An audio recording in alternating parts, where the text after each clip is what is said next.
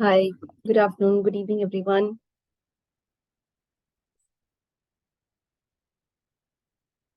Good afternoon, Hello, ma'am. Good afternoon, ma'am. How are you? I'm well. How are you all? So nice to join. Did you have a working day today or it's a chutti Off a day. day? Working day, ma'am, but All it's okay. right. Yeah. I hope you have had lunch and a little more relaxed, perhaps. Hi, Nishevita. Hi, Anantita. I Nice. have a working day. I have a class after some time. So Oh, class at what time? Sometime. from 4. So I leave at Okay. 3:50. Okay. Okay. I think we can keep it short anyway. It really was to share some of our favorite stories and talk about them. Maybe, and I think someone had asked about poetry also. So maybe we could read some poems and try and see what those similar principles are for unpacking poems and really appreciating them. That was really the larger idea for today. And it's really up to you all. Any other questions that you would want to ask or engage with. So it's completely driven by your own interests today. So we can work out the schedule accordingly. So should we wait for a couple of minutes before we start? I see it's already 3, or what do you say? Sure, ma'am. We can wait for some time.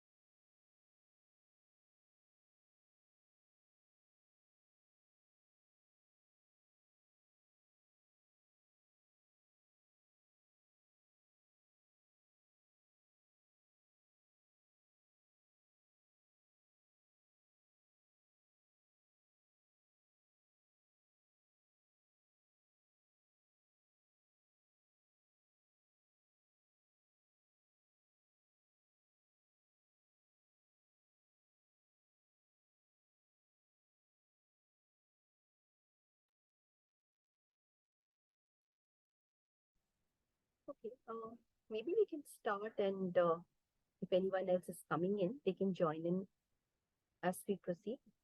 Would any of you like to then maybe come up and come forward and read any piece that you like, that you have curated, you want to share with us? It could be a story, it could be a poem, whatever it is. Do you want to start? Ma'am, the voice is very low and not Uh, clear. okay, is this better now? Yeah, far Can you better. hear me? Yeah. All Yes, right. yes. Yeah. Thanks, Neha. Thanks, Christy, for pointing that out. Uh, Yeah. yeah, good Ma'am, afternoon. I would like to share. Good afternoon, ma'am. I'm from AVN, Bandra East. Yeah, I would like to share that the later part which I did in the unit 2, the ending and beginning of the story is something I can practice with my grade 3 students. Yes, because I can just start the story and I can leave the story halfway. I can ask them to twist the ending part or think of some middle part which comes to their mind. In this way, ma'am, like there is a story right now we are doing, the Tooting family car. It's the magical car we are doing. And that's how, we can just leave it halfway and ask it's like the Chiti Chiti Bang Bang, the topic Huh? name is. Okay. Yeah. So we can leave it halfway and let the children give the different answers what is coming to their mind. So that is very nice. Second thing, ma'am, I wanted to ask when you are asking us to submit the lesson plan assignment, just wanted some clarity on that. Mhm. Uh, so it's basically a structure of the objectives. the activities that you're planning, and you can highlight at that point which of these activities use very consciously the narrative techniques. So that can be systematic, like any kind of a lesson planning that we do as part of our teaching, that we do have to put together lesson plans, objectives, the resources that are used. So you're free to keep it as detailed as possible. The more detailed, I think it will help us also envision, like visualize what actually is happening. So that's really the idea behind it. And I So, think there ma'am, were, what yeah, yes, go ahead, Neha. I'm sorry to interrupt. I'm just like of the opinion that the plan we are submitting in the school, we can take that narrative piece and submit it to you too, right? With the necessary, absolutely, but with the necessary adaptations. So it's not Yes, ma'am. the Yes. exact one, but you can adapt what you're already doing, and in maybe trial some of these with the existing plans that you're doing to see how it gets sharpened further. That is perfectly all right. Yes. Perfectly. And there is Ma'am, like how will, oh, okay. So sorry, can how I will add we, something? Just Ma'am, yes, yes. Nehal sorry, ma'am, you just one second, continue. Swapna, maybe. No, Nehal ma'am, you continue, then I'll say about my lesson plan. Sorry, you continue. Yeah, yeah. Yeah. So what I wanted to tell you, is there any structure how we are going to submit you? There is some link or something. Where are we going to submit you? There is a box called the free text response. It's there on the platform itself. So you can write it up on any Word document you have and copy paste it. It'll come in there. So there is no worry. Thank you, ma'am. Thank you. Thank you so Ma'am, much. sorry for the interruption. For the Yes. critical analysis, it is clearly mentioned that Word document or PDF should be sent, but there is no slot for uploading that piece. So if you Because go down, there will already be a I separate. uploaded lesson plan. There is only one option for that. The second option, it's not possible. The 2 days I struggled, then I mailed. I sent a mail. Yeah. So, Christy ma'am, for the second one, that is a file that has to be uploaded. So if you scroll right down to the page, it's called an STG. There you will see a tab on the right-hand corner, bottom right corner. There you can click on it. It will open up with where you can select an option or a file from your laptop and do it. So it is not a platform upload as in a copy paste. It is a separate tab where you can upload a file in either a PDF or a Word document format. So you can just go back to the platform and see it again. And in case there's a problem, you can write to us again. But this is a slightly different way of uploading. So it's not a copy paste. Can you name it again? It's Yes. called this. It's called a staff graded assignment, an SGD. So it goes. It'll take you into the second tab itself, and then beneath it there will be, you can upload. Please upload your document. You will see some kind of a greenish button on the right side of your screen, the bottom right side. So just look for that button and click on it, and the rest of it just opens up in any way you kind of upload. The way you upload you attach. So it's like an attachment that you have to give, basically. It opens up as an attachment pop-up. So from there, you can select from your system and you can upload the file. Thank you. Yes, sorry, Swapna ma'am. Go ahead, please. Yeah. Ma'am, I've done Snake and the Mirror as a lesson plan. My students wrote something, I took a photo, but they made a PDF also. I want to send you the PDF. How to send you? Ma'am, just can you tell me the email? I couldn't understand where to send. Which No, one? not. So in that FTR, that box itself, so there are two, when you can copy paste it into the FTR and you can start a new discussion thread. There is a discussion thread over there beneath the Okay, free so text there response. can I put the PDF then? Yes, you can put it up, or if you take it as a picture, And you can take an image itself and put it over there. There is an option ma'am, for I uploading. think there are 10 or 15 slides they've made. They've made it very nice, and I want you to see it. Yeah. Then maybe what you can do is you can email it to us on our cet.stp ID, and we will access it from there. Ma'am, So the regular, it's there on the the regular Yes. email which you sent. Yes. Okay, ma'am, I'll send you in 1-2 days. It's almost ready. Yeah. That would be wonderful. Yeah. Thank you. Thank you so much. Thank you so much.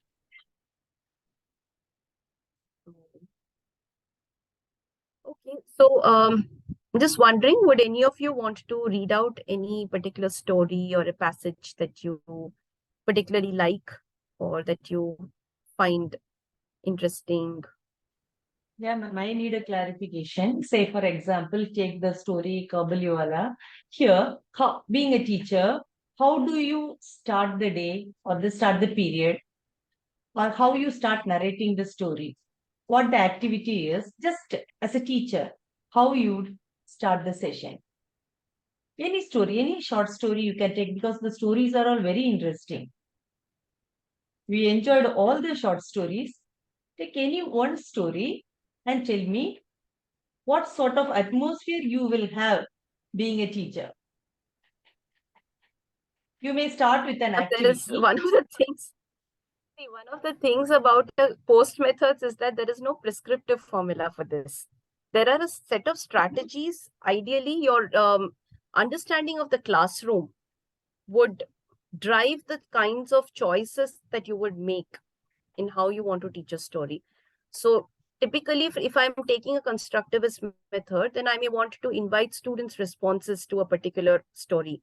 That can be done in two different ways. Either I'm asking them to read the story before they come to class and I ask them a question about it, or I pick on a theme that the story deals with and ask them to discuss it, and then we insert and we kind of enter into the narrative itself.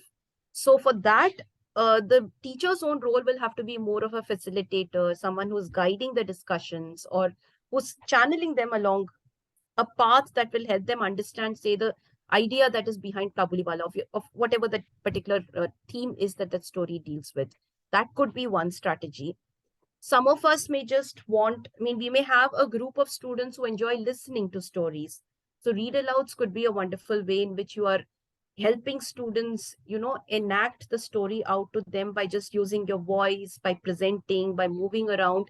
And the performance of that story can possibly get them interested. If it's an active class, you could try group work, maybe different groups, so that they don't get bored and they're not making a noise in the class. Perhaps they are reading it amongst themselves. So some of these strategies involve distributing sheets of paper with prior questions.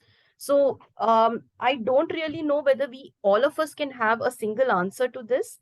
It's just that there are multiple ways of doing it. And as a teacher of your class, you can see and think about what it is that will really interest the students there enough to even select the right kinds of stories. Maybe some of them are not ready to deal with heavy themes. They may want something a little more light-hearted, a little more of the Jerome K. Jerome kind of a thing. If they are adult learners, or if they are learners who are a little more mature, then one could try stories with a greater gravity or with greater social justice themes. So it really depends on the context and who it is and how to create that atmosphere. So that word you used, Christy ma'am, is a very interesting one. What atmosphere do you want to create? Right? Like, how do you want them to be at the end of it? Because normally we start with group activity. So every student should get a chance to express what he or she thinks. When we go for group activity, around 29, 30 students we have in each class. So the whole period itself it takes for the activity. Normally people say, the scholars say, we can take 10 minutes, 5 to 10 minutes for the activity in the beginning of the session. But it's not at all possible because every student is important. So I can't say this student can perform and the other student can perform for the next play. No, everybody has a curiosity to say one or two words, but definitely it takes a period. So I fumble there, so I wanted to clarify. I think that's perfectly fine. So what you're stating is also a pedagogical strategy. This is also a philosophy of teaching, of wanting to ensure that every student gets a chance to speak and to participate and to do something in the class that's meaningful. So that is also a philosophy of teaching that you are implementing, which is perfectly fine. And obviously, that's going to be a bigger challenge when the class is big. The bigger the numbers, a 10 to 15-minute pre activity would either work if the class is a small one that can be contained, or if it is just like a few people that we are calling out and uh, asking for some kind of a response before we launch into the actual teaching. So those really then become teachers' philosophies, right? Like, as an educator, what do you believe in and how do you want to actualize that? So perhaps that may involve juggling the lesson plan a little more. So if there are 3 classes allotted for a particular story, And if you're spending an entire class on just the pre activity, you may want to adjust the remaining 2 periods to cover the rest of it. So those also become strategic decisions. So each story or each piece of work takes minimum 4 to 5 periods. But nobody is willing to accept that. They won't. This is the school system we are working with, absolutely. And if we are thinking of aesthetic reading, if we want students to really deep dive and get the feel of that text or whatever work it is, I think both at the school level and at the level of colleges or universities, this is a challenge, because we have those set number of topics and syllabus to complete, and at the end of it, it's a rush that they still have that public exam that they have to go through. So how are we going to complete it so that they're able to get to that public exam? So these challenges do exist. Maybe, I'm just thinking aloud here, if there is a possibility for spaces other than the classroom teaching space itself.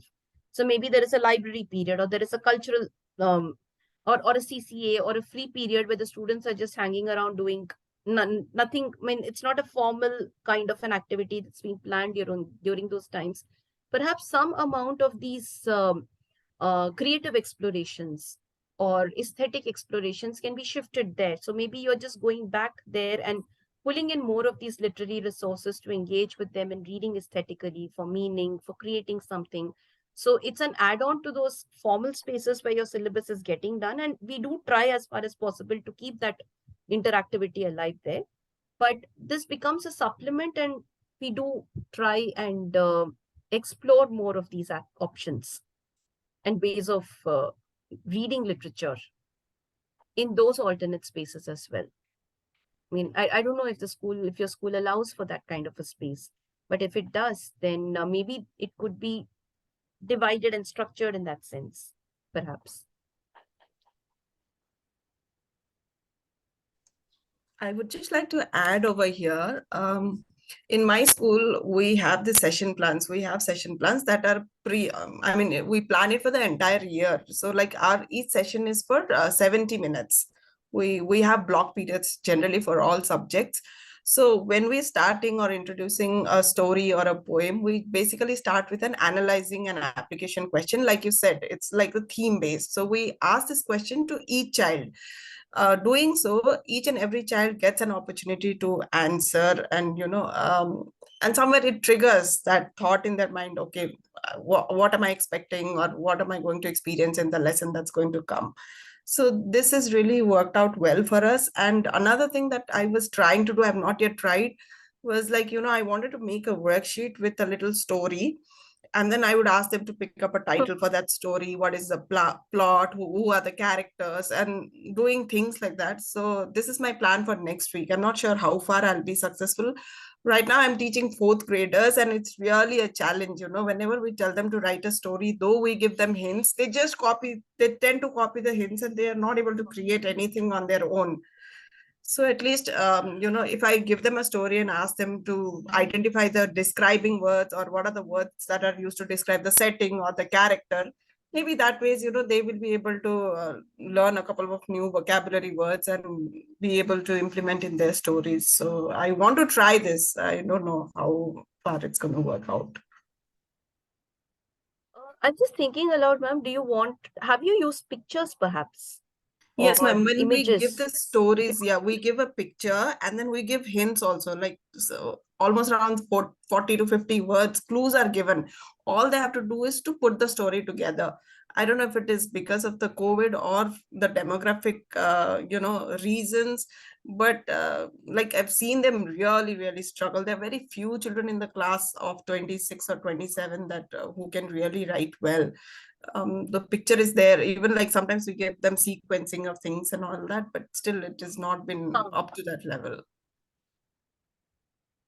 So I'm wondering whether it sounds like maybe you may need a combination of 2-3 strategies. Perhaps it's not just one picture, but 4 or 5 pictures where they have to organize and move it around, and it could just be open-ended pictures. So places, some websites like Pratham have some very nice images that can be used, and you can just source them and show it and ask them to do some kind of multimodal playing around.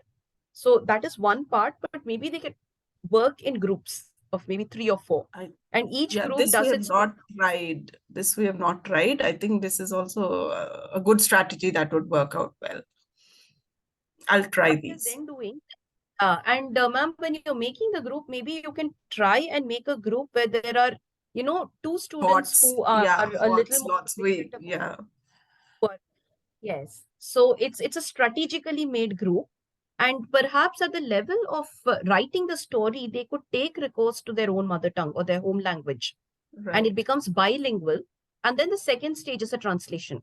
Yeah, the So they problem are is here, the children speak Telugu and I don't understand Telugu. So it becomes a challenge at times. no, that's why I said translation. That's true. Right. Multilingualism and bilingual classrooms present I mean, from the theoretical perspective of social justice and access and inclusivity, it's a beautiful principle and it's needed. But from a practical angle, it presents a lot of difficulties in an Indian context. Simply True. because we really don't know. Sometimes we may even have dialects in the same language. So Telugu itself has multiple dialects, and I may Right. not have access to those dialects. So that's why I was thinking maybe it becomes a 2-level strategy that the children are speaking in Telugu, but then the more proficient ones, then the actual story Can is help. written in the language they're comfortable with. And every group has at least one student who knows both languages. That would be possible.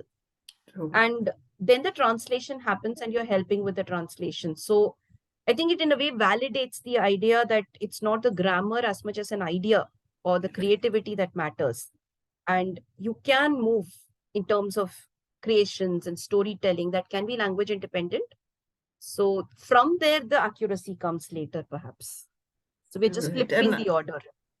right. And I'm doing the course right now. I'm in the last session of the second unit. So I really like this concept of visualization, the way the poetry was visualized by this teacher. I think this is something we can try this way. Like when Nehal ma'am was saying that, it's very difficult to involve each and every child. But if we do this, I think everybody will get an opportunity to do some bit in that exercise. So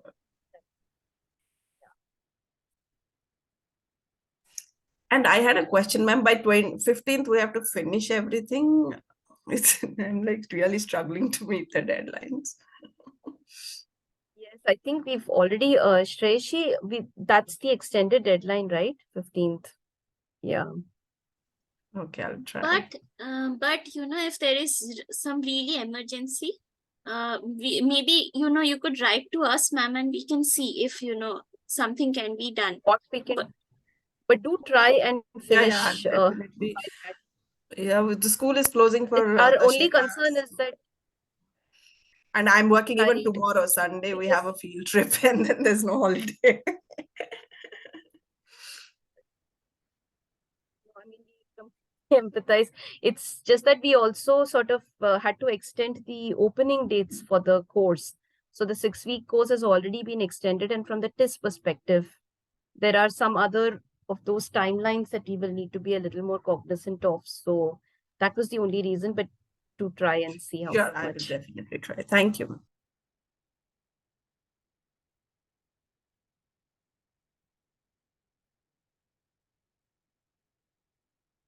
Does anyone have a story to share then or to read aloud for us? Ma'am, you are not audible. Yeah, I asked if anybody has a story or a poem to read aloud right now that you would like to share with everyone else. Ma'am, I think I can read a story. So it's a Yes. Malayalam story and it has been translated into English.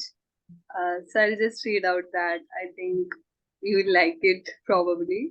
So it's written by Madhavi Kuti, also known as Kamala Das. So she writes in both languages. So the story goes like this. Was it likely that the children had? So the story name is Ney Paisam, which means it's a name of a sweet dish like in Kerala. So the story goes like this. Was it likely that the children had slept? Had they eaten something? Had they cried themselves to sleep? They were not mature enough to grieve. Or would Unni have stood staring when he had hurriedly carried her into taxi? The little one had cried because he insisted on boarding the taxi too. He had not comprehended the meaning of death. Had he not himself? No. Had he ever suspected that she, always present in that house, would one day drop dead on the ground? That too, without bidding farewell to anyone. He had peeped through the kitchen window when he had returned from the office. She was not there. The sounds of the children playing had risen from the courtyard. Unni was yelling, "First class shot."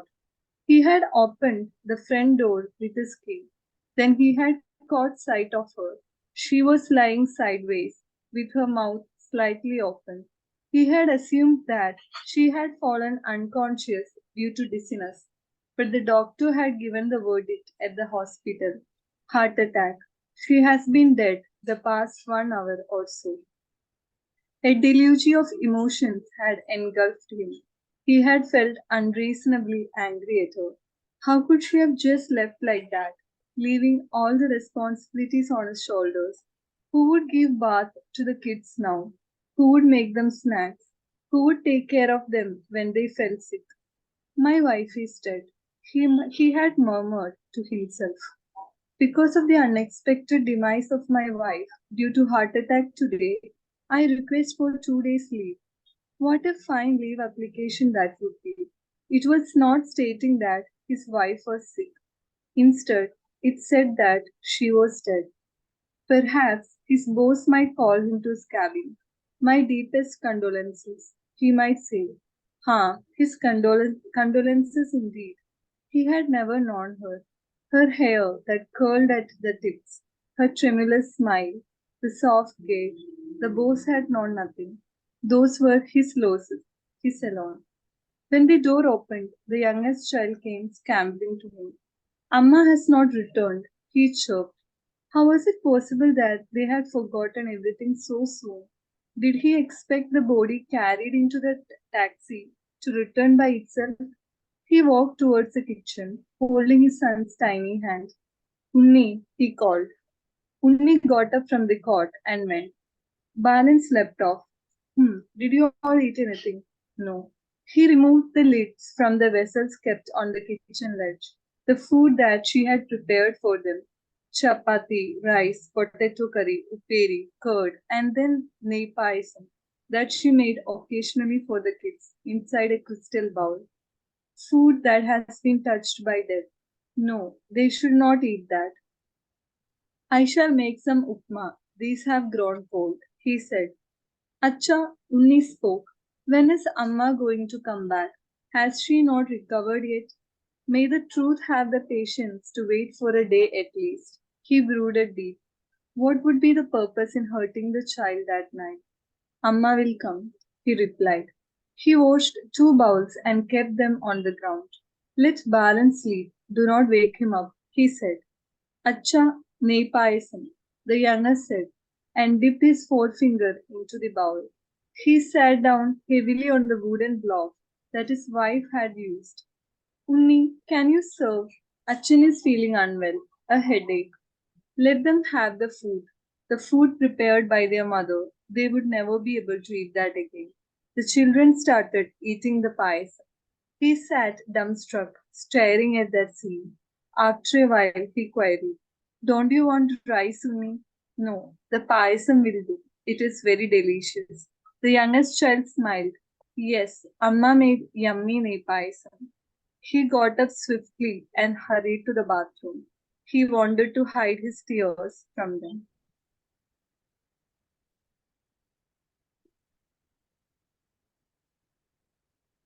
Oh,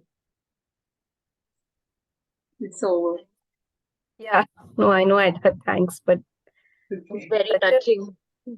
powerful piece.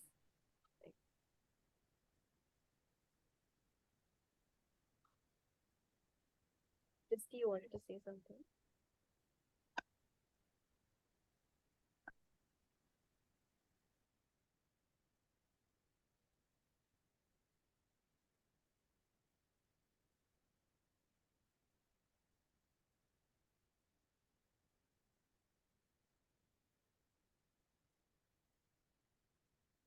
Ma'am, you are not audible. No, I was just waiting for you all to comment. I didn't say anything. Ma'am, I have another poem. I mean, I have two, but I would like to share one. It's called as a poison tree. Can I screen share? It's better. Yeah, we can. But before, just a minute before that, Swapna, any thoughts more about Kamala Das's piece itself, the one that Ida read, and it's incredibly Ma'am, powerful. So very powerful, very poignant, and very heart touching. how is it happening that way? Like, what is it doing? And how is it actually bringing that kind of an emotion so together? Yeah, Nihal, sorry, you were. Yeah, ma'am. So, while she was reading out, I could only figure it out that there was so much scope of visualization. The word we use, the critical appreciation, that could be, we could ask children to do that about the poem story, I mean to say. So So it what was, does there was a lot of scope that we could use as short story strategies into this. right? But what is the core really that, what were some of those core ways in which the theme of death is being captured? How is she actually doing it? In a very ironic way, if you go to say. Okay. Ironic in what sense, ma'am? Um,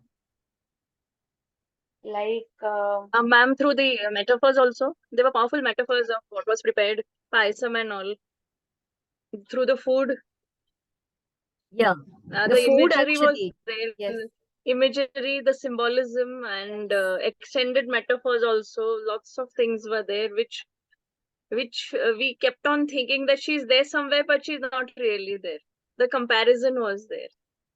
Yeah, that present absence and that absence that Yeah. is in fact even more present. It's almost like Hmm.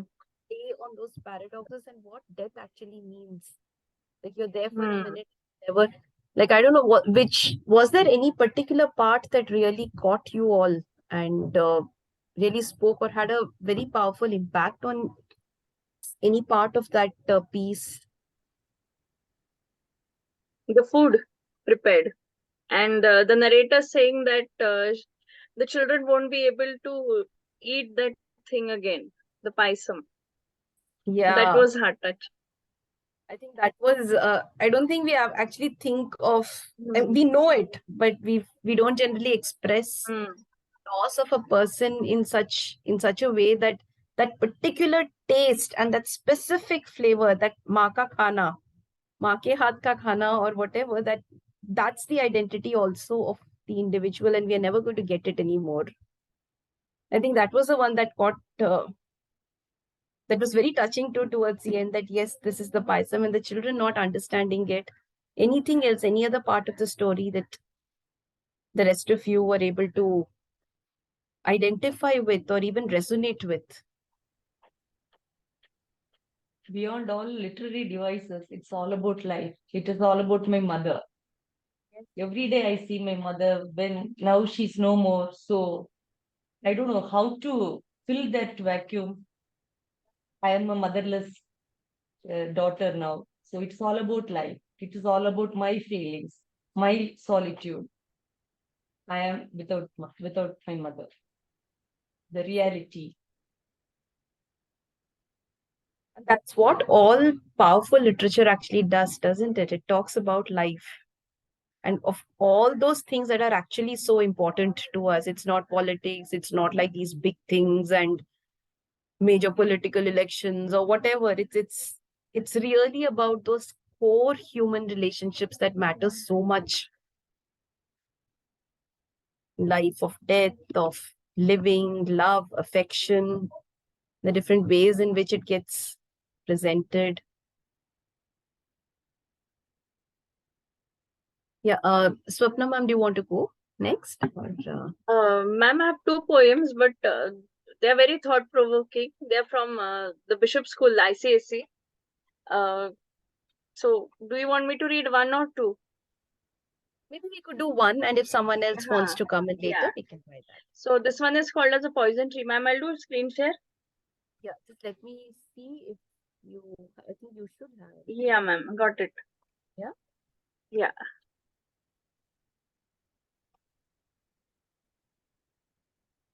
Ma'am, I'll start.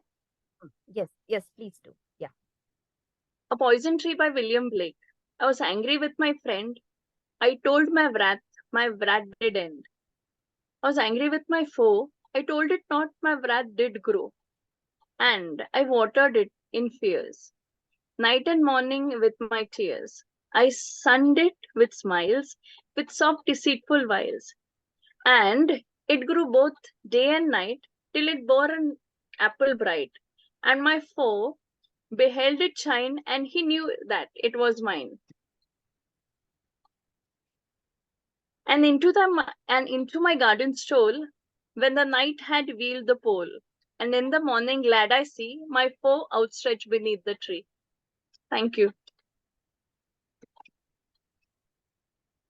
Thank you, Swapna. That's Blake. Another beautiful, beautiful poet about human nature and life reality. So, any thoughts on this?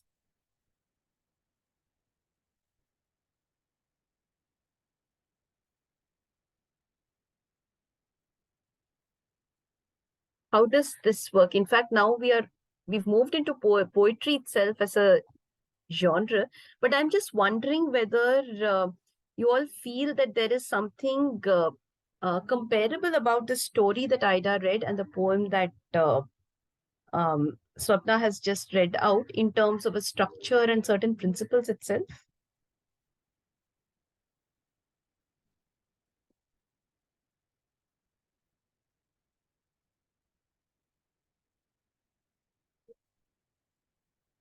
How does this poem work?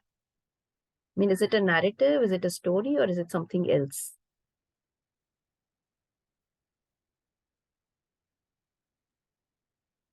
Ma'am, it's a narrative and it works very powerfully. And it's about hatred and friendship, how friendship works, how hatred works, and when you hate somebody and what happens when it finally starts giving out the fruits. Yes. So when you Powerful nurture metaphors, ma'am. The symbolism, exactly. very In fact, powerful. more than narrative itself, it Yeah. works with an image and an idea. So generally, that is the principle of any poetic work and a literary work, that it picks on an idea and then it explores it. So that whole metaphor of just feeding the wrath and letting it grow and then bring it in the garden and watering it, and that resentment is, it's like nurturing a tree that actually just gets poisoned in so many ways. And somewhere that structure itself is so similar to the story that Ida was reading out, that it's an idea of what it means for someone to die. And how do you even know it's not just a biological moment of organs failing, but of a larger emotion and an interconnection that gets cut in so many ways. So it's that's actually where this notion of poetry itself comes. Like, I think we think of poetry as a structure, rhyme, rhythm, scansion, but there is another way of approaching the genre of poetry itself as a poetic principle, as something that works with one idea or one image. So, a narrative, when we were talking of short stories, is really where the movement comes. So, one of the core elements of recognizing a narrative is when we said succession and transformation. There's a conflict and something changes. And that change is the one that tells us that there is a movement. That's the point of narrative. Poetry does not necessarily work in that way. A poetic principle would work with images, it would work with ideas, and that's also where poetry moves into philosophy. It moves into those larger spaces of contemplation, reflection. So that's also where most of us end up struggling how to teach poetry. Because the easiest way is then, theek hai, rhyme scheme lagao, back mein look at the last rhyming scheme of the thing. Is it A, B, A, B, A, C, A, D, whatever, and then make it sound like a jingle and we are done. But the actual poetic principle is more philosophical, it's deeper, and it requires a much more sensitive, affective engagement with that piece. So, how would you then affectively engage with something like the poison tree? Any thoughts? And what I is your gave- own? Yeah. Nini, go Sorry. ahead. Sir. No. When I taught this many times to the children, I gave different examples. I related it to the mother, father, friendships, maybe failed marriages, and they all then understood. Then they gave their own examples, what they went through.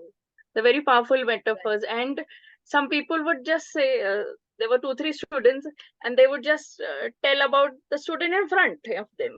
How this person troubled, how that person troubled. And then whenever they saw me, ma'am, this guy is my poison tree. And I had taught this last year, and they still remember it, ma'am. The poison tree is still there.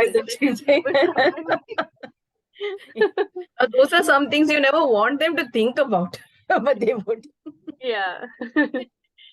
Actually, then the next stage then is to maybe get them to think about the implications of the poem. Like, what is it? So when we think of poem, we have rhyme and rhythm as one category. So we are looking at the flow, because poetry is largely performative. It's also something that's meant to be heard rather than read.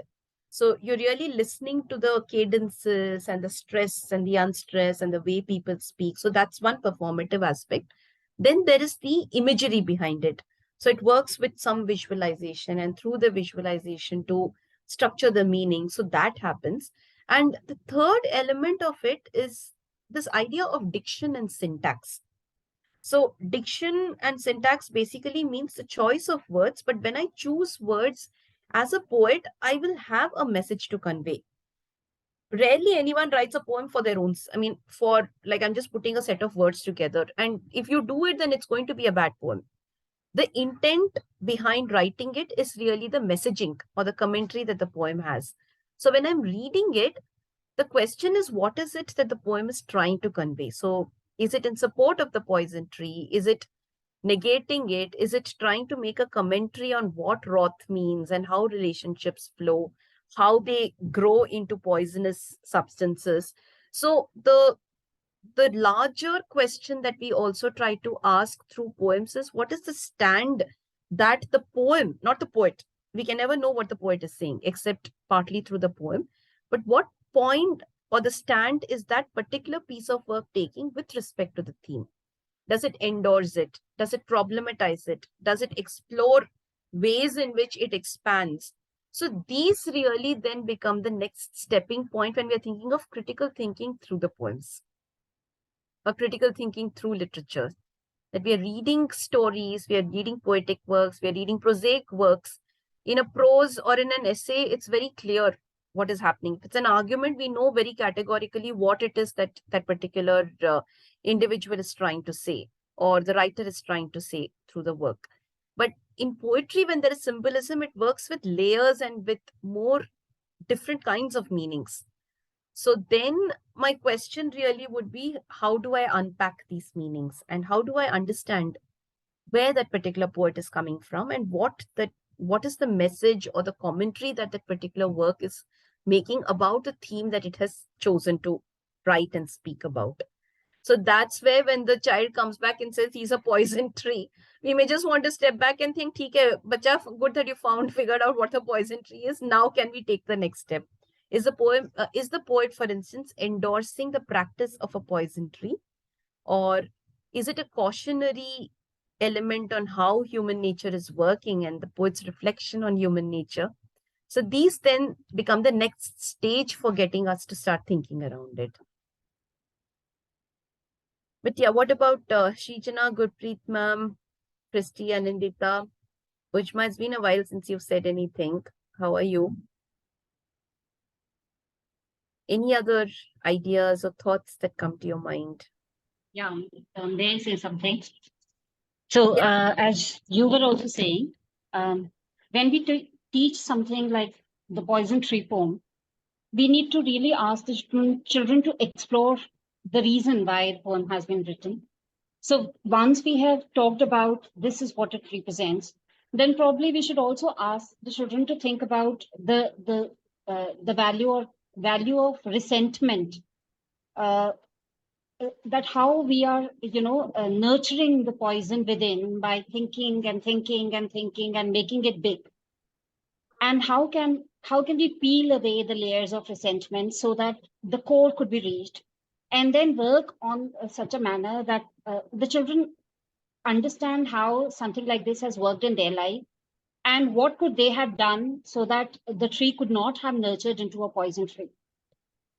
So somehow we'll have to identify the root behind it and ask the children to think how the problem could have been uh, prevented from escalating so much that it becomes really a poison tree. And we want our friend, somebody who was our friend, to actually turn into a foe and uh, eat that or consume that the fruit of poison tree and then die. That's actually such a wonderful approach also to take. I think what you're also suggesting right now, Gurpreet ma'am, is the way in which literature and powerful works with deep meaning in them can also become spaces for discussing values, human values, secular values, values of friendship, empathy, justice, kindness. And it's not like our moral tales of ending with therefore we should be kind or so, but it's just so much more organic and centered on larger relationships. Absolutely. And the beauty with poem is that it is, as you had also said, it is not simply a Panchtantra story with a direct didactic meaning. So there is something that needs further exploration. There is depth to it. And the deeper we go, the more we explore, the more value we'll get out of it. Absolutely. But in fact, So, this ma'am, I was, would like to, yeah. Yes, I would Nehal like ma'am. to add over, yes, I would like to add over here. So, when we read out a poem na, to the children, always it has a hidden meaning. Yeah, that actually helps them to, visualize it from different angle.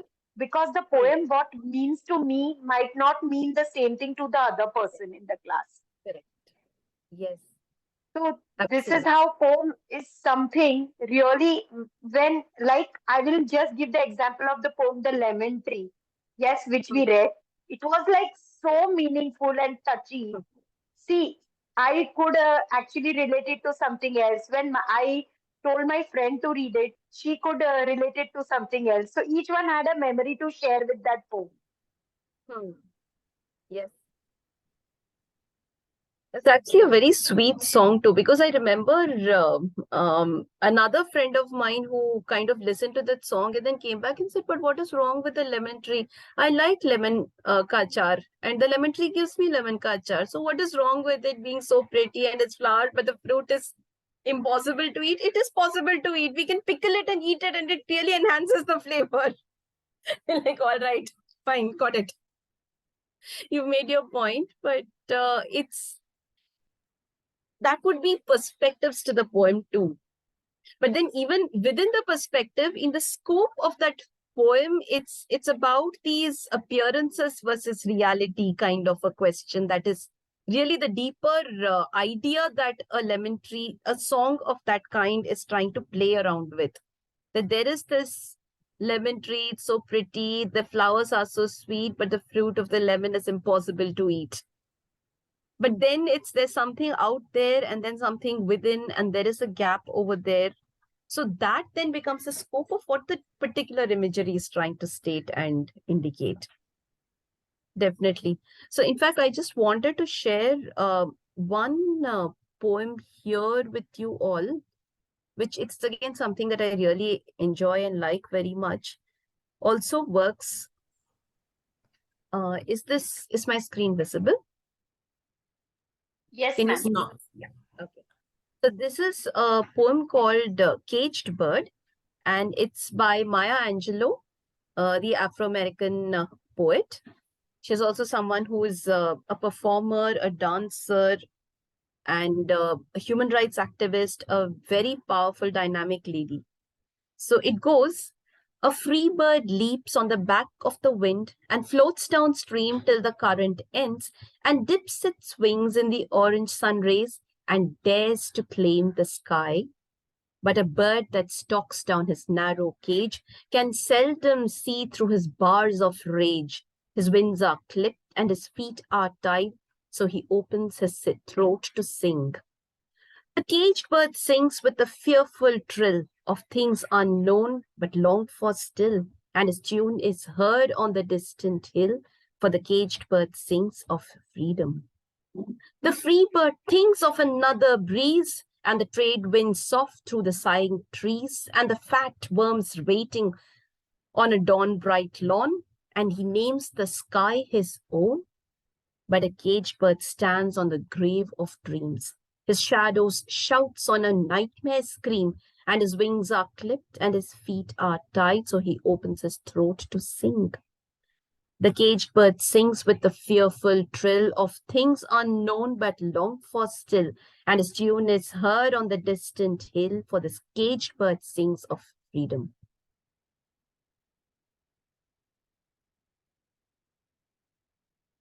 So I'm just going to copy paste this link so you can read it yourself as well. But as you read a poem of this kind, what is the imagery that comes in, and how is the, like, what kind of an idea is it conveying? How is it working with, what is that image that's there, and what does it mean? There's a lot of visual imagery in this poem, and it also brings to mind a lot of violence, like clipped wings, the rage. So those kind of words. But as you were reading the story, I also remember there is another story, poem of the similar kind written by Rabindranath Tagore. It says, just let me see. The tame bird was in a cage. So this poem has been written by Rabindranath Tagore, and I immediately remembered that it was something of this kind. And I was also taken that out.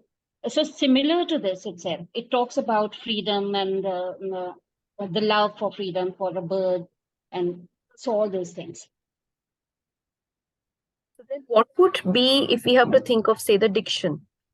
What is it's structured in a way, it's using language in a very particular way of a rhythm and a rhyme and so on. But what is the actual idea that it is looking at and dealing with?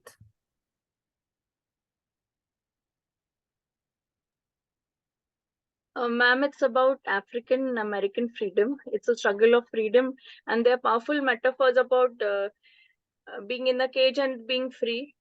The comparison is made, Right. and it's a very powerful image. How bird is in cage, and what to do if it's free. That means Yes, it's also Black Lives Matter in that way. absolutely. Yeah, I think it's very much we can resonate with it, because one person's freedom might be a bonded thing for somebody else. I might enjoy freedom at the cost of torturing or tormenting somebody else.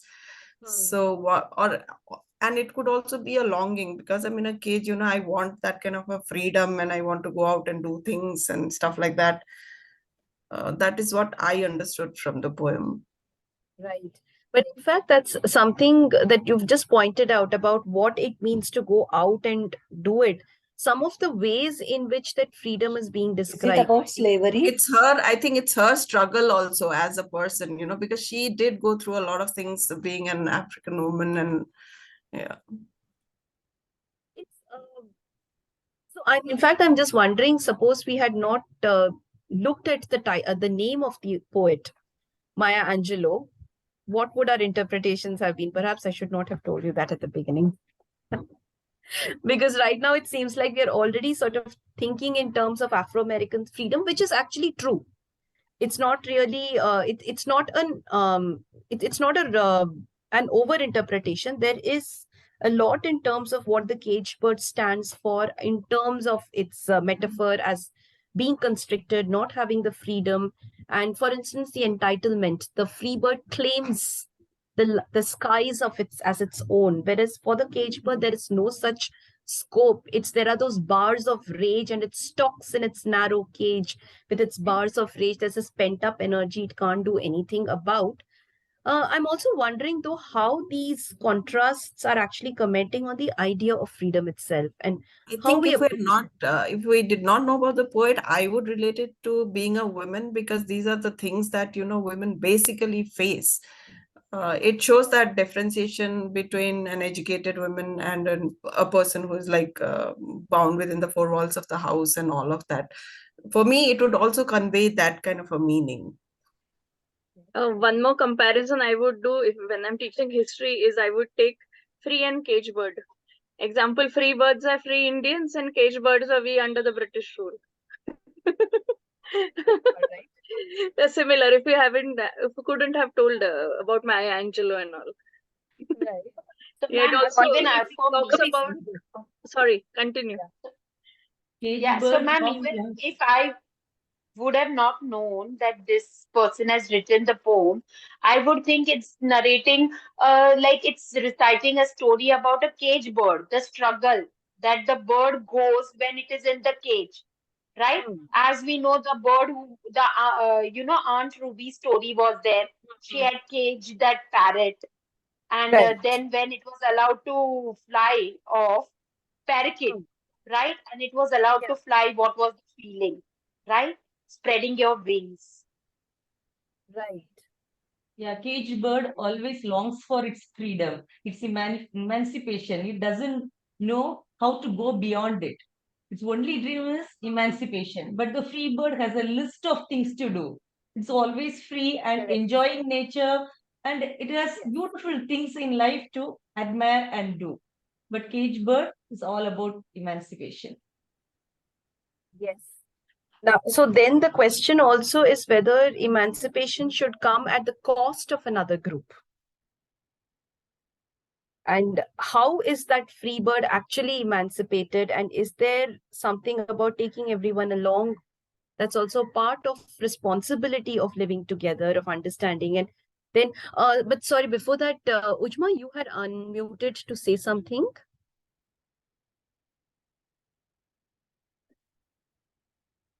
I think it is about the slavery of the bird.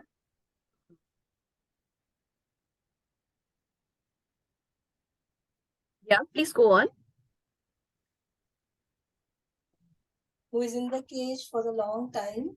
With the sun rays, it just takes to claim the sky. Okay. Right. It dares to claim the sky. Also, the other refrain that keeps coming in the poem, it dares to sing, and it's the cage bird sings of freedom.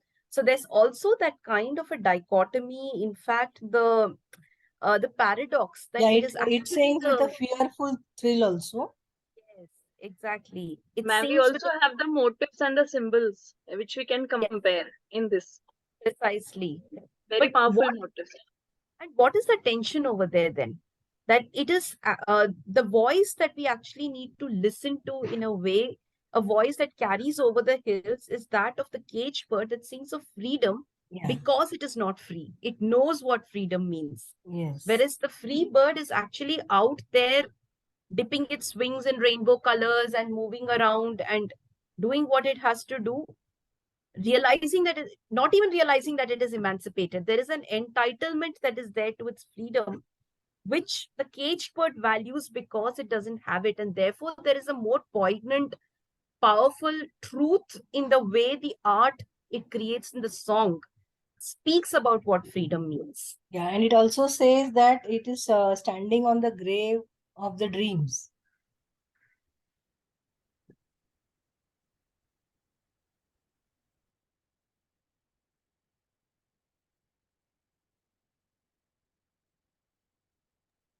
Yeah, I'm so sorry. Something went wrong with the connection. Yeah, Ujma ma'am, you said something. Sorry, I missed that bit. Yeah. The caged bird also saying that it is standing on the grave of the dreams. Yes. Yeah. So it's it's actually its negation of knowing what dreams are, or what that freedom means, and what liberation is, what emancipation is in fact the strongest articulation of what it means, because they know what they don't have. Yeah, and here it also says that I am caged inside, but my voice is free to sing. Exactly. I think Yes, it has good. very strong vocabulary, and the vocabulary itself could be could be focused on to bring out the meaning clear. So, for example, comparing and contrasting between the words used for the condition of the caged bird and the condition of the free bird. So, those kind of words, if we compare and contrast in a T chart or something, probably that would bring out the idea even better, because the children will be able to arrive at on their own. Yes. This, in fact, is what is the bit about diction and syntax.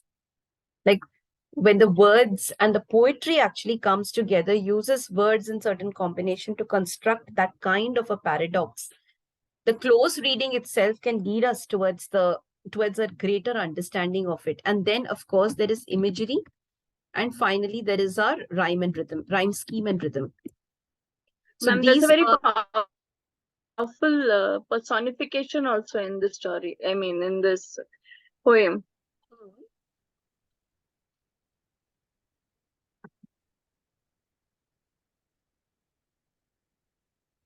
I think, ma'am, you're frozen. Is there a bad connection? Is it just me or not able to? Okay, there seems to be a connection problem there. So, yeah, I think she was saying there's a personification over here. How the birds themselves, the free and the caged birds, stand for two different principles and values and what they mean. At least that's what I'm interpreting it. Okay, I think she's dropped out. So yeah, so last time the request was to think about or to see how poetry can be worked out. So these are really the fundamentals through which poetry can be taught and engaged with and read and appreciated. The diction and syntax is, like Gurpreet ma'am said, the words, the actual words and the manner in which the words are constructed and the meaning comes through, and the positioning of everything from is and the parts of speech to its physical construct and its appearance. That becomes the diction and syntax. And then there is the imagery. That's the idea. So the imagery is really the bit that turns any poetic work into a principle. So it works in the form of symbolism, it works with metaphors, and these images construct a certain meaning. Through the images, what we are then getting at is a certain idea that can be played around with.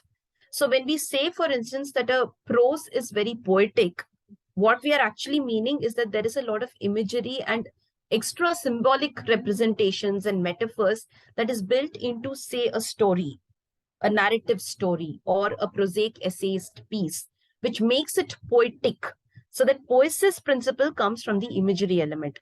Similarly, prosaic, when we were discussing the rhetorical modes last time and the expository, the narrative, the argumentative, when a poem takes on these principles, it becomes a prosaic poetry.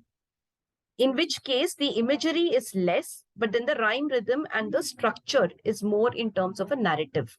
So at some stage, we can see poetry and prose as genres, but we will also need to start seeing them as educators, as principles, as certain values, as structures, as ways of organizing information and presenting it.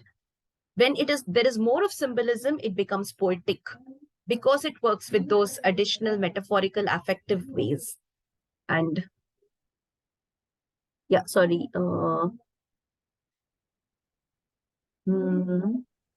Ma'am, in this poem, there are also powerful personifications which are used. This is interesting. Yes, absolutely, Swapna ma'am. I'm also looking at this poem that Gurpreet ma'am has put on the chat box. It's The Tame Bird Was in a Cage. Do we know which year this particular poem was written by any chance? Gurpreet ma'am, would you like to read this poem out? Ma'am, it says 1861. Oh, I'm not sure. Yeah, that is Rabindranath Tagore's. Yeah. I'll read it out. The tame bird was in a cage. The free bird was in the forest. They met when the time came. It was a decree of fate. The free bird cries, "Oh, my love, let us fly to the wood." The caged bird whispers, "Come hither, let us both live in a cage." Says the free bird, "Among bars, where is the room to spread one's wings?" "Alas," cries the caged bird, "I should not know where to sit perched in the sky." The free bird cries, "My darling, sing the songs of the woodlands." The caged bird sings, "Sit by my side, I'll teach you the speech of the learned." The forest bird cries, "No, no, songs can never be taught." The caged bird says, "Alas, for me, I know not the songs of the woodlands." Their love is intense with longing, but they never can fly wing to wing. Through the bars of the cage they look, and vain is their wish to know each other. They flutter their wings in yearning and sing, "Come closer, my love." The free bird cries, "It cannot be. I fear the closed doors of the cage." The caged bird whispers, "Alas, my wings are powerless and dead." Thank you. Thanks, Gurpreet ma'am. And yes, thanks, Shreyasi. It was composed in 1892. So in a way, it predates Maya Angelou's poem. It would be interesting to see if Angelo had access to a poem, to this poem, because the imagery is quite interesting and the approach itself is very comparable. The only difference, of course, being that I think Tagore's is more philosophical and it's really going into these two different sides of humanity and human experience without taking one position over the other. It also talks from both the perspectives. Yes. That yes, if I was the caged bird, what would I have? What would I not have? And if I was the free bird, what would I have and what wouldn't I? So it's again a compare and contrast, but a little different from the perspective given by Mary Angelou's poem. Right. No, absolutely. In fact, this is it's also it reminds me of a kind of dialogue or rather an exchange that Tagore had with W.B. Yeats. So apparently, after Gitanjali got published, the Irish poet Yeats got in touch with Tagore, and there were a lot of letter correspondences that went between them during those the turn of the century. And he had sort of said, Yeats had told Tagore that, this is a wonderful idea when you're talking of spirituality and when you're talking of these, of moving beyond the mortal self to think of universal brotherhood and universal humanism. And he did try to do what he could, but they couldn't overcome the Catholic influence that they had. So in a way, there was an acknowledgement that Tagore was already beyond and much ahead of the West in terms of conceptualizing secular concepts and thinking of a more holistic world, simply because he had that access to a knowledge system that allowed for differences to coexist. Like, you can think of paradoxes, and every one of us is equally free and bound, and we can't think of it as two binaries, because that's the very nature of human life according to certain mystical traditions. That it's what makes that struggle so uniquely human, that we are always yearning for a sort of freedom, but we are always bound because of the very nature of our birth. And the way we define freedom itself is so limited, because it's within that same circle of life and death. We want freedom. So it takes a very different Tennyson and Walt Whitman passed away. Okay. Yes. Thanks, Shreyasi. All Ma'am, right. this poem and the tame bird and all. So there are two birds. So the caged bird is a girl, and the free bird is a boy, and the whole poem is about the family of the girl who is against it. One more thing which came into now? no, this one, the tame bird, not by Maya Angelou, by Rabindranath Tagore. Is that the context? I was just reading about it. I just got it.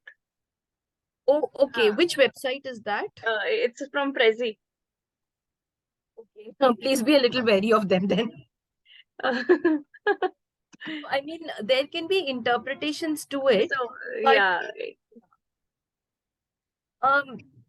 But if it's also Tagore, I think there will be, given the nature of Tagore's own understanding of how freedom and bondage, as well as larger concepts of independence work, one would want to not reduce it to very clear binaries.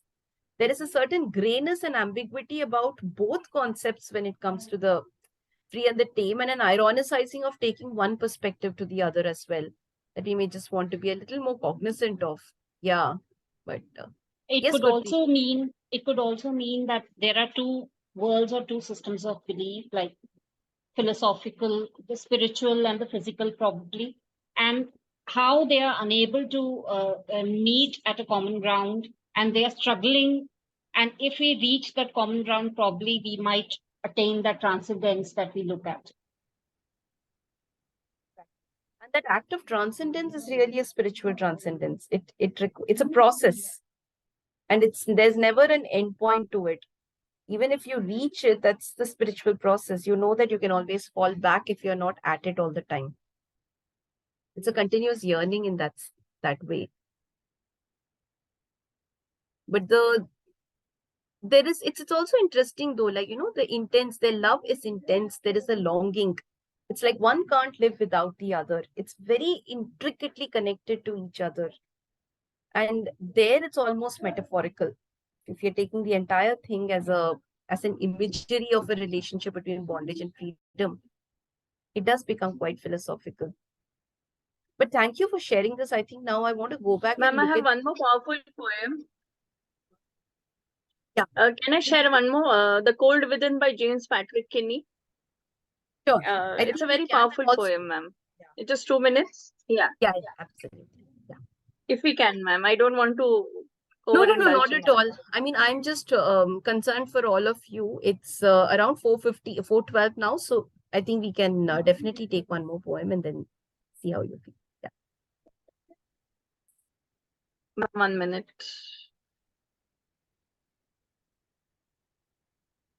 Ma'am, is it visible? This is Maya Angelou that we are seeing. No, ma'am, this one. I'll just share again. Ah. Is it visible, ma'am? Yes, now it is. Yeah. Yes. Ma'am, this poem is for ICSE Yes. 9th and 10th both. It's called as A Cold Within by James Patrick Kinney. 6 humans trapped by happenstance in bleak and bitter cold. Each one possessed a stick of wood, or so the stories told. The dying fire in need of logs, the first man held his back. For the faces round the fire, he noticed one was black. The next man, looking cross the way, saw one not of his church, and couldn't bring himself to give the fire his stick of birch. The third one sat in tattered clothes. He gave his coat a hitch. Why should his log be put to use to warm the idle rich? The rich man sat back and thought of the wealth he had in store, and how to keep what he had earned from the lazy, shiftless poor. The black man's face bespoke revenge. As the fire passed from his sight, for all he saw in his stick of wood was a chance to spite the white. The last man of the forlorn group did not escape for gain, giving only to those who gave, and was how he played the game. Their logs held tight in death's hand, was proof of human sin. They didn't die from cold without, they died from cold within. Thank you. Thanks. Thank you for that. Again, so direct and so powerful hitting. Absolutely. And it's nice to know that ICSE has poems of this kind in the first place that gets transacted with. No, Yeah. ICSE has beautiful poems, especially for Is- classes 9, 10th, 11th, and 12th. Is this in their primary reader, or in the supplementaries, the flights of fantasy and so those other No, texts? ma'am, primary reader. It's the treasure chest for 9th and 10th both. Oh, lovely. Great to know.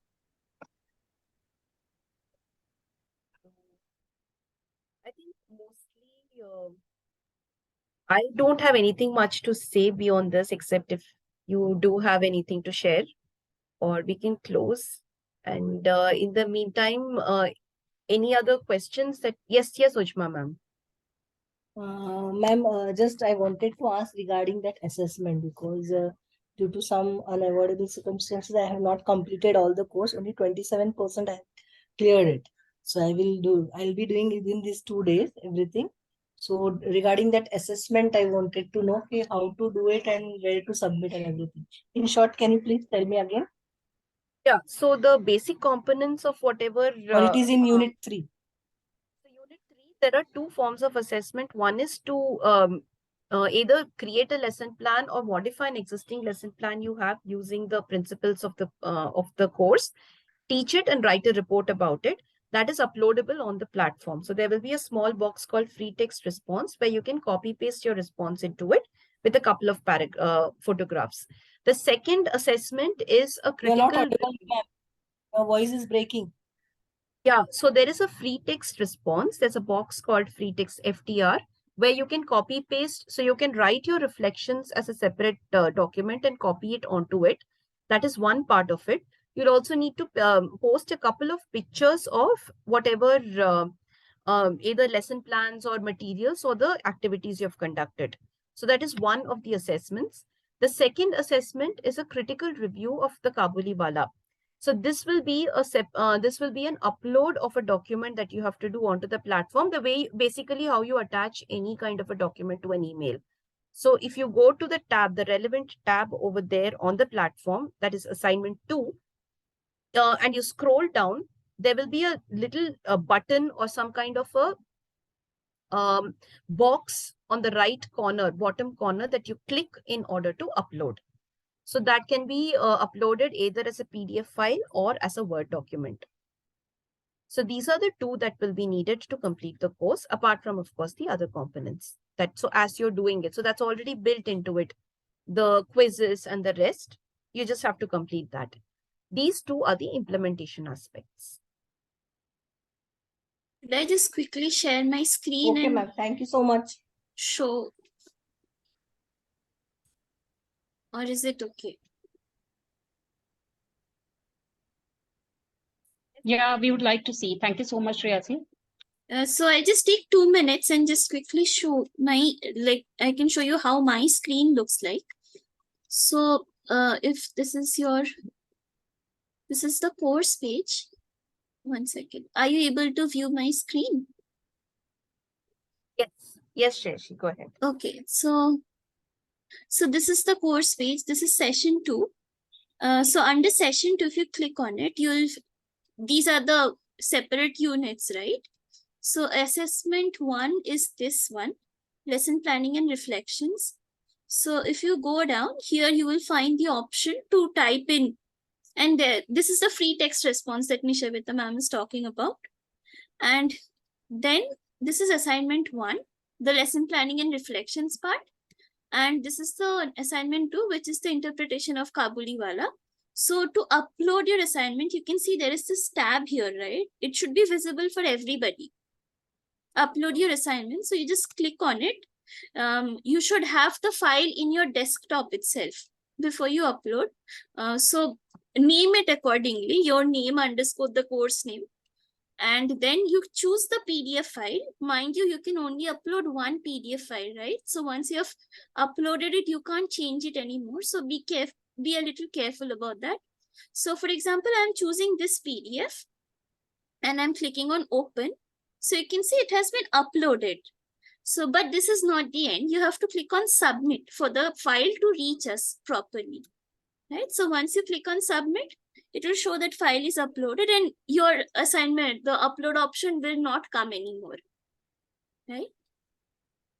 So that is it. Thank you. So a two-step process, basically upload and submit. And submit is important. Okay, thank you so much, ma'am. Okay. And if you have any query further, so whom to contact? Can we contact anyone? We have to mail. Right. You can write to us, the cete.stp Clicks India ID that is there on the first page itself. You can write directly. I think Shreyasi is typing the details in the chat box.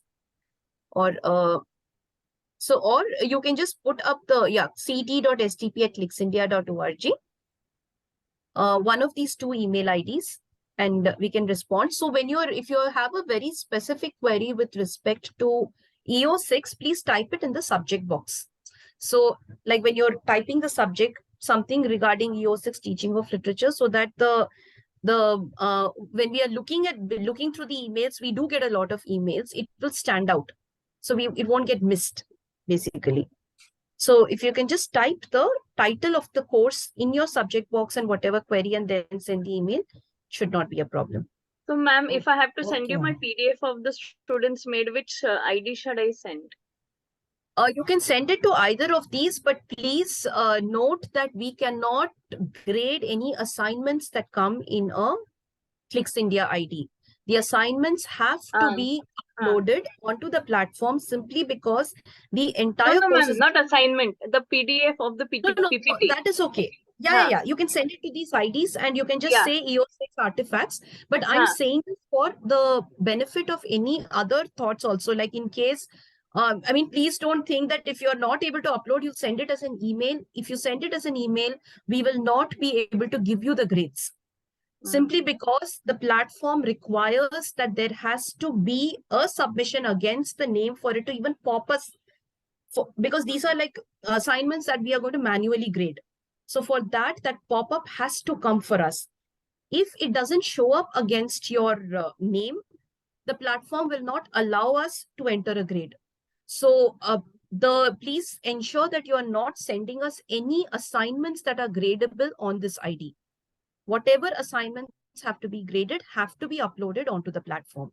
This is like a basic functional issue that even if you sent it, I cannot enter any marks, or Shreyasi or anyone else who's grading it will not be able to enter any marks, and that will affect the pass criteria itself. So the platform has to register basically that something has been uploaded and submitted, and that's when it pops us for us. We cannot, and we also cannot upload any of this. It has to be done through you logging in through your ID. So I'm just kind of lagging because we've had queries of this kind in the past. And in the interest of fairness and also in the sense of the entire platform working, it has to happen through your logged in ID from your end before we can do it. So none of us can upload any such things onto your platform. So if we log in, I can only log in into my interface. I cannot log in into yours. So the assignment submission and uploading has to happen through your logins and through your respective IDs. So it's all platform based that way. So yeah, that's just like a flagging that I'm doing. So in case there's no confusion here. Okay. Yeah, thank you so much, ma'am. Thank you all. And Thank you, ma'am. Thank you, ma'am. Continue chattering on discussion and we'll be there. Yes. Okay. Bye. Bye, ma'am. Bye, Shreyasi. See you.